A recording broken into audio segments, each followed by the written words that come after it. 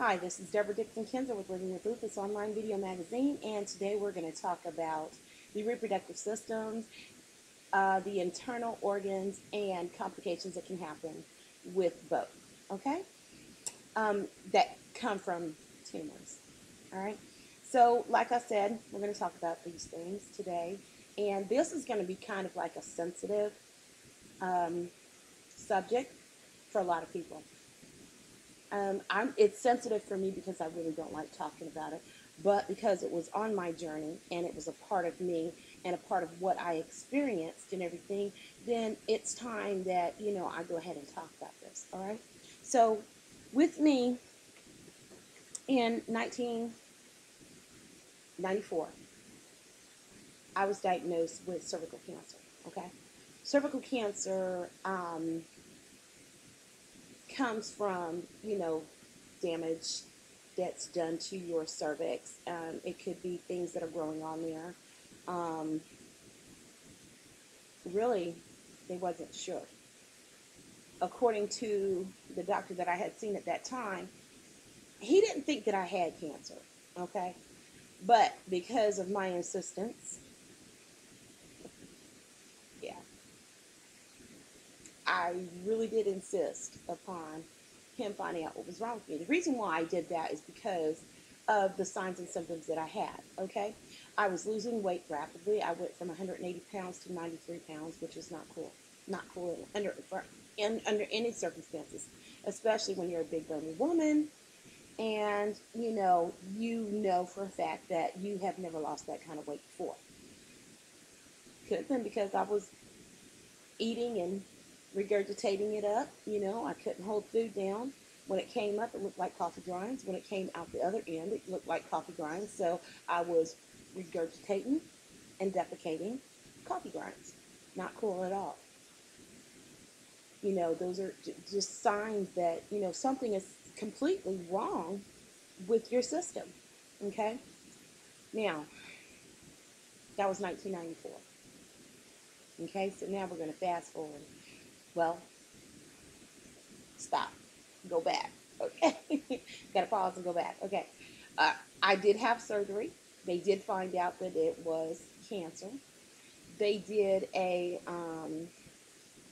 what is that called? A colonization and a biopsy. Okay? The colonization proved that, it was colonization is taking out the cervix, parts of the cervix, and then they take it out and test it for a biopsy, okay, to find if it's cancerous or not. And yes, and for sure, it was definitely cancerous, okay. They took it out. I'm not going to tell you what stage I was in. I'm not going to tell you how fast I got out of that stage and everything. It was moving to the next stage because you're just not going to believe it like most people don't. The doctors, here in North Carolina told me that it was impossible to actually survive that. Well, I'm here today to tell you that I did survive it, and by the grace of God, okay? It didn't have anything to do with man. It didn't have anything to do with anybody except the grace of God and the hands that God touched to, guide them through doing this for me. Okay, I strongly believe that, and I will stick to that. That's my story, and I'm sticking to it, okay? So, and the reason why I say that is because it actually did happen, you know? I have 5 children. I have to live for them, okay? At that time, I was a single mother, a single parent. And I had to call my ex-husband, which was my first husband, and have him to come and pick up his 3 children because I did not know what was going to happen. When I say I did not know, it's because it was very, very, very serious. Okay?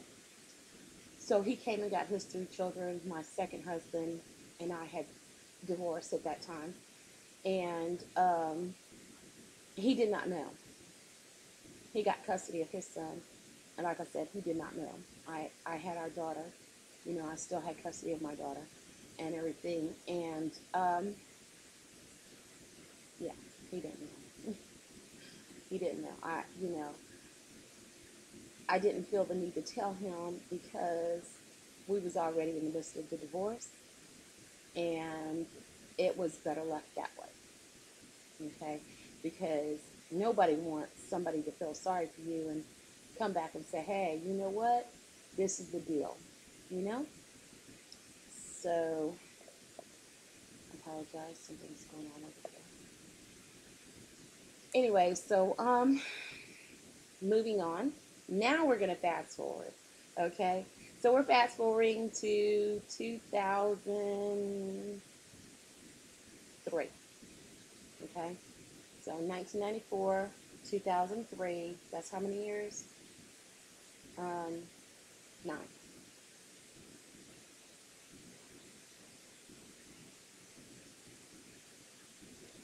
9 years, okay? Have to make sure, you know. Okay, so 9 years later and everything, I was fine for 9 whole years. October the 8th, 2003, I had a car accident that severely damaged not only my internal organs, but it also damaged, it triggered the lupus within me that had laid dormant for 9 years. Okay, now I say laid dormant for 9 years because seriously, I don't care what the doctors say. They can say anything they want to. I am a living testimony. Yes, I am. I'm a living testimony that lupus can lay dormant for years. There's lots of people out there that are living testimonies that can say that, you know, oh, I didn't even know I had lupus. You know what? How in the world, seriously, how in the world do you live an entire life and not know that you have lupus if it doesn't lay dormant? Tell me that. Of course, I was diagnosed at the age of, 12.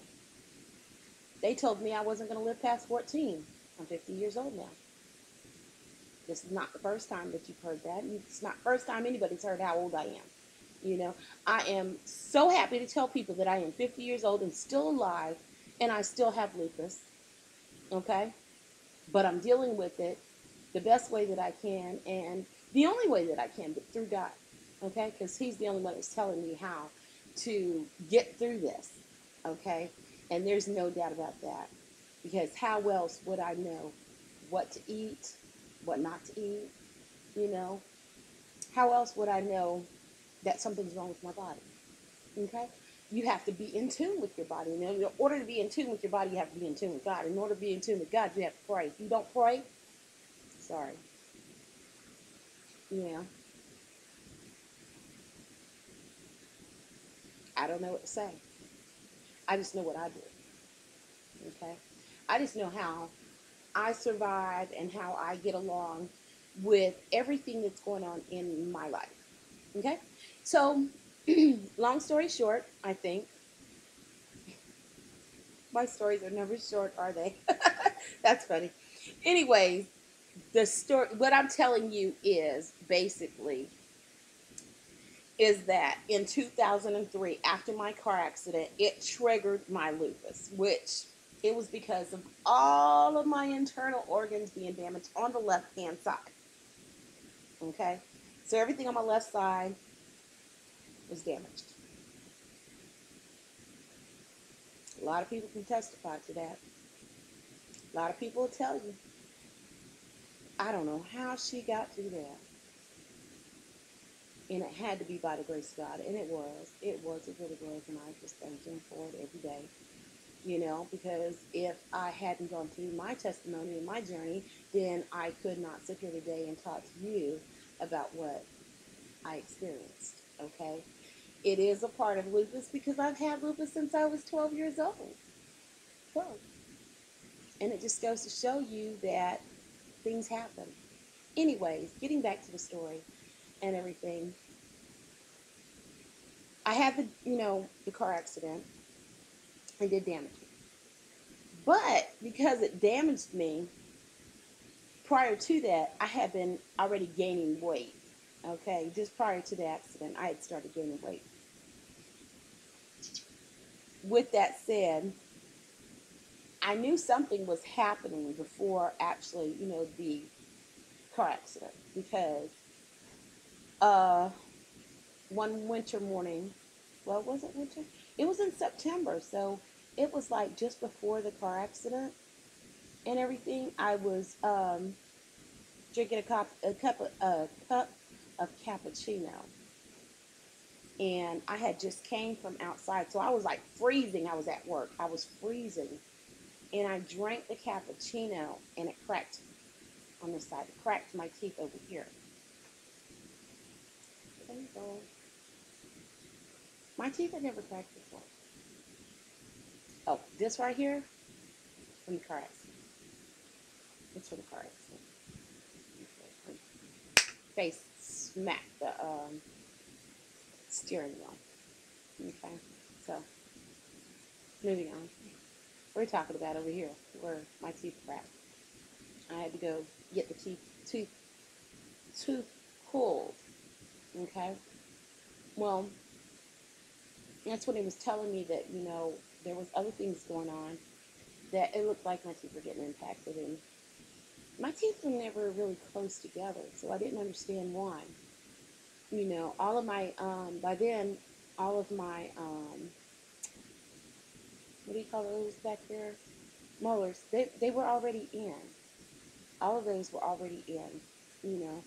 So why were they getting impacted? We didn't know. Okay. So I didn't do extensive because I wasn't concerned about it. And then I had the car accident.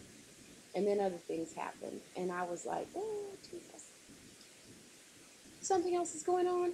Because now I'm, huge because of the car accident and everything. But it started because my body was fighting everything. The white blood cells was going like this. They were speeding up, speeding up, speeding up. So while my white blood cells was trying to fight everything, ended up fighting itself. So I started expanding and growing and growing and growing. Well, come to find out that I had tumors in my stomach, okay, which was a part of my reproductive system. See how it entwines? Okay. So with my reproductive system being compromised, okay, the tumors growing inside were compromised. They were compromising my reproductive system. So once they started doing that and everything, it was, the doctors were, I'm going to tell you, the accident occurred in 2003, 2004, 2005, 2006, 7, 8, and 9. Okay. In 2009, the doctors were finding other things that were going wrong. Okay. My eyesight was failing. What did they say? My eyesight was failing. My hearing was failing. My system, my whole internal system was starting to fail. And they was like, we don't know what's causing it. We do know that you have lupus, and that's part of what happens. But when you take this certain type of medication, then you're not on that certain type of medication. Well, yeah.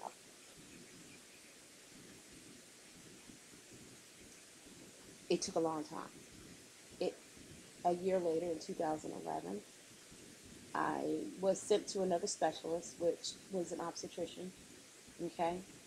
And he was doing a study on lupus and everything. And I'm not one to do studies. I hate studies. I'm going to just tell you that now. They made sure they did not tell me that he was doing a study because they know that I hate studies. If I'm going to do a case study, I'm going to do a case study on Debra. Okay? Debra's going to do her own case study. Debra's going to write it down, and Debra's going to pass it on. Okay? That's what I'm doing here. See, nobody knew that. Anyways, they did, I went to him, and at first he's like, well, what's the problem? See, the problem was that just like in 1994, okay, the reason why I went back in 1994 because I had a period for 2 years. Okay, a monthly menstrual cycle for 2 years straight, nonstop. Okay, that means it never once stopped. So this time I went for an entire year. It stopped for 2 years. It came back for another 2 years. Okay, and then stopped again. And they said, "You're not going through menopause." He checked me. "You're not going through menopause." He says, "Let me tell you what's wrong." He did, what are they called? CAT scans to put me through the little tube thing. And did a CAT scan, the MRIs, and everything under the sun. And finally, he said, "You know what? We're going to have to do an internal probe because I'm not seeing anything." Now, because when you do your CAT scan and everything, did you know they only do a CAT scan of the front of you? So this thing goes over you like this, and it comes over, and it comes back over like this, and it just scans all your intestinal organs here. But it can't see what's going on in the back of you. Unless, of course, they tell you, "Hey, lay on your stomach, and we're going to do this CAT scan, and we're going to go do this way." They don't do that. That is the part that I have the problem. Why? If you're going to do that, just put me in an x-ray machine and just do the, entire body, full scan body, frontwards and back, so that you can see everything. Because when you're laying on your back, you're not going to see everything, especially if you're already having internal problems. Okay? So this doctor, he did an internal probe. Okay? And I was conscious for it, thank God. And I was looking at the screen just like he was when he was doing the, probe. So, you have the little screen here, and he has one there, and then he has another one here, so he had screens everywhere. And I was able to look at the one that was looking at me. Okay? So while he's putting the little probe in, he's like, okay, he's marking these little things. And I said, "Okay, doctor, what is that?" And he said, "What is what?" And I said, "What you just marked." He said, "Oh, that's your ovarian tube." Okay. "What's on it?" I said, "Because I see little things on there." And I said, "I see one big one." He goes, "Those are tumors." Okay. So he went to the other side, and he was looking for my ovarian fallopian tubes over there on the other side. And there were none. There were tumors. Loaded with tumors. Okay? And then he was like, "This cannot be all of them." He said, "Because these are not, what I think that are causing them." So he kept on probing and probing and probing. Did you know that he chose, in his office, he chose to do a x-ray at, behind, back here. So he did the x-ray and everything, and that's where he found the rest of the tumors, which were hiding behind organs that nobody even thought about looking for. I like that guy. I did. I thanked him very much. He found them all. He got rid of them all. Threw them all out. Gone. Thank you, Lord. And I went from 398 pounds since 2011. And this is 2015. All right, so 4 years. It's taken me to go from 398 to 210 now. I think it's 210.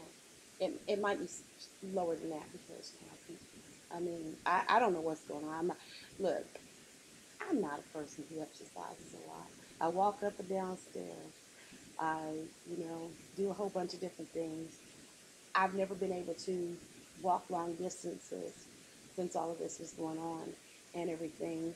And I'm going to tell you today, on Thursday or Friday, one of those days. I forget which day it was. It was either Thursday or Friday of last week. I walked 5 miles. I was so proud of myself because I wasn't huffing and puffing. I wasn't, I didn't walk from my house to the end of the street and collapse. I didn't walk from my house to 2 blocks away and collapse. I didn't cry out in pain. I didn't do any of those things. I literally walked 5 miles, and I was so proud of myself. You all don't know how proud I was of myself because in the past I was not able to do that. I had to be on an oxygen machine, okay? An oxygen machine, me on an oxygen machine to help me breathe because all of those tumors were crushing all of my internal organs and causing everything up here to swell up, all swollen, thighs swollen, legs, everything was swollen. My stomach was swollen. My body was swollen. It's because I had all these tumors that were hidden, that were swelling, that were, expanding within inside of me and everything. And people thought that I was eating a lot, but I wasn't eating a lot. I never eat a lot, It may seem like I do because I'll eat little different things, but it's not like I eat. Let's say I don't take a platter and place it in front of me and eat everything on the platter, okay, in one stop. Can't do that. Make me sick, okay? I will eat vegetables, eat fruit, eat my favorite foods. Favorite foods? Oh, crabs, shrimp, fish. That's my favorite. You know why? Because it's a lot of protein and it's really good for you. I mean, I can't overdo it with the shrimp because it has a lot more iodine in it. The lobsters too. But those are my favorite foods, and I'm not going to lie about that. Anyways, so, yeah, that's my story. I'm here today talking to you because I did go through some things, and I appreciate the fact that I am able to sit here today and talk to you about it. So with that said and everything, if you connect with me on my story and my journey, and there was something that I said here today that you can identify with, the swelling and stuff, and you're not sure exactly what's going on, with your body, and you've tried different doctors and stuff like that, but you're still not sure, find a specialist. I found a geriatrix, okay, who was an internal medicine geriatrix, and that means that he specialized in the body, okay, which is what you need. You need specialists when you are dealing with lupus, okay, because you need people who know what they're talking about. You don't need somebody who's fresh out of school.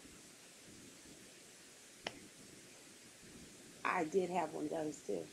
I had a doctor who was fresh out of school who basically told me that I needed to push away from the table, which was interesting to me because, I had a medical condition and she did not, okay? I asked her if she was pregnant. She didn't know, but you want me to push away from the table? I understand, but I don't eat a lot. And there were some things that I felt that I needed done, and she wasn't listening to my needs or my concerns, and I had to find another doctor. And that's just the bottom line. If your doctor is not listening to your needs and your concerns, and they're not so much worried about what you're actually going through, and they're more concerned about, writing prescriptions for you, and that's it, find another doctor. I'm not a doctor. I'm just giving you my advice. I'm just telling you what I went through.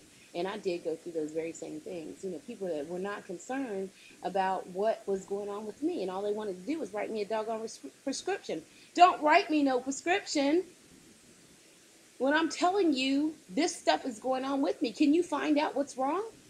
They won't touch you. They won't talk to you. They won't do nothing. All they do is look at you, do the, regular physical exam, breathe in, breathe out.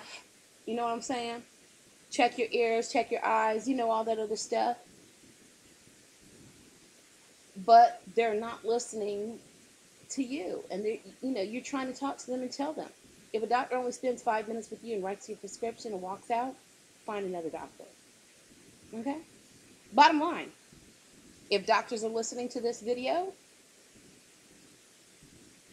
and you hear what I'm saying, reconsider how you treat your patients. Okay? Because if somebody's not feeling well and they're telling you, hey, I'm having this symptom, and this symptom, and I'm not sure what's causing it, and you actually sit down and have a conversation with your patient, you're going to learn a lot about that patient. My doctor talks to me, okay? He holds a serious conversation with Debra Dixon-Kinzer. Yes, he does. I pay him for it. When you pay for insurance, you're paying for that doctor's time and attention. Okay? I'm not one who seeks out attention. I really don't care if I get attention or not. Seriously, I really prefer not to, but the wrong kind of attention is not good attention. Okay? But if I'm looking for a doctor or I'm looking to help someone, that's the kind of attention you need. Okay?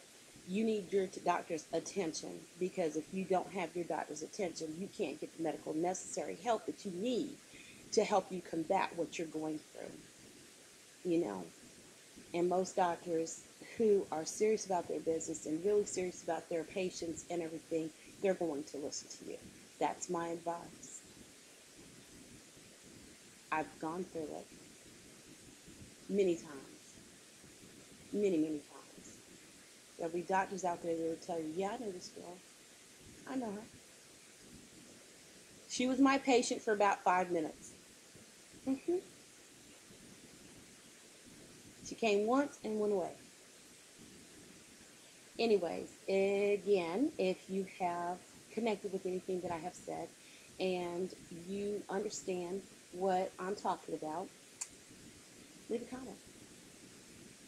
I'll talk to you. I don't have a problem talking to you about what I've gone through. If there's something or someone out there that that has gone through the same thing that I have gone through, and they can pretty much connect with what I'm saying, hey, tell them about this Living with Lupus Online Video Magazine. You never know what you're going to hear on here, okay? You never know what we're going to have a discussion about. You never know what I actually went through, okay?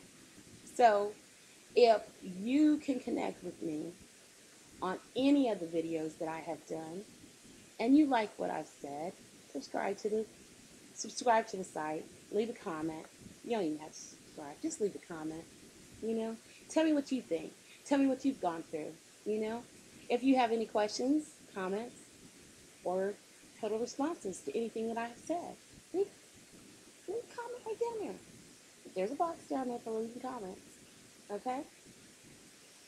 All right. My name is Debra Dixon-Kinzer with Living with Lupus Online Video Magazine, and I just want you to know, even though that you have lupus, even though you think that you're alone, even though you think that you're in a world by yourself, you are not alone in your journey with living with lupus, and I am here to tell you that I am right there with you in the same struggle. If you think that you're in the ocean, in a boat by yourself, you're not alone. I'm going to be sitting in the boat right there with you, right next to you, helping you paddle. Okay? So know that, again, you're not alone in this journey with living with lupus. Have a great day.